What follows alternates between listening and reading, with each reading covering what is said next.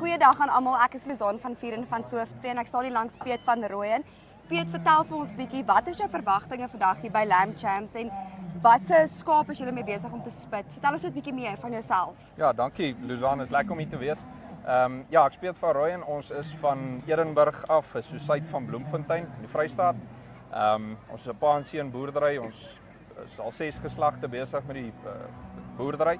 Skaapboerdery uitsluitlik en ja, vandag is ons besig om ons ras te spit, dis die Doenie Merino. En ja, ons glo in die ras. Ons sê altyd hy sorg vir ons, so ons sorg vir hom. So ja, dis 'n dubbeldoel skaap.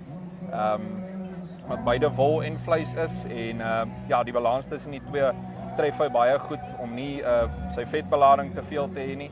En ja, dis net 'n baie lekker veldskaap en geharde diere. So. En sê vir my bietjie, met watse speserye werk julle vandag? Is daar iets spesifieks wat julle weet gaan werk vandag of?